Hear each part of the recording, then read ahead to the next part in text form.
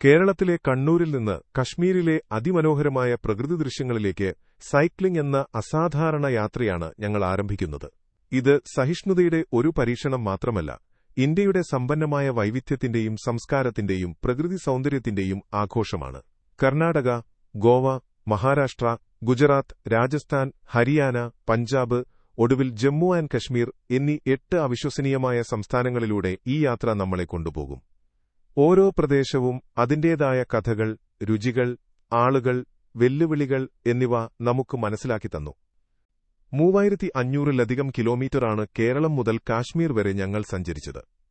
തെക്കിന്റെ പച്ചത്തീരങ്ങൾ മുതൽ പടിഞ്ഞാറിന്റെ സ്വർണ്ണമണൽപ്പരപ്പുകളും വടക്കിന്റെ മഞ്ഞുമൂടിയ കൊടുമുടികളും വരെ.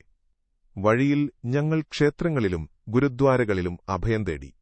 വിശ്രമിക്കാൻ മാത്രമല്ല, സമാധാനം, വിനയം, അനുഗ്രഹങ്ങൾ എന്നിവ പ്രദാനം ചെയ്യുന്ന സ്ഥലങ്ങൾ.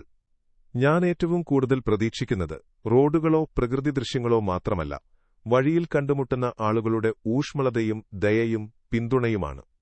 ഒരു ഗ്ലാസ് വെള്ളം കുടിക്കുക, റോഡരികിലെ ധാബയിൽ നിന്നുള്ള ഒരു ഭക്ഷണം, വിശ്രമിക്കാൻ ഒരു സ്ഥലം, അല്ലെങ്കിൽ ഒരു അപരിചിതന്റെ ഒരു പുഞ്ചിരി. മറ്റെന്തിനേക്കാളും എന്നെ മുന്നോട്ട് കൊണ്ടുപോകുന്നത് മനുഷ്യബന്ധമാണ്. സാഹസികതയെ യഥാർത്ഥത്തിൽ ശക്തിപ്പെടുത്തുന്നത് ആളുകളുടെ ദയയും പിന്തുണയുമാണ്. സുഹൃത്തുക്കളാകുന്ന അപരിചിതർ, മാർഗനിർദ്ദേശം നൽകുന്ന നാട്ടുകാർ, വീടുകൾ, ഭക്ഷണം, പ്രാർത്ഥനകൾ എന്നിവ പങ്കിടുന്ന സമൂഹങ്ങൾ.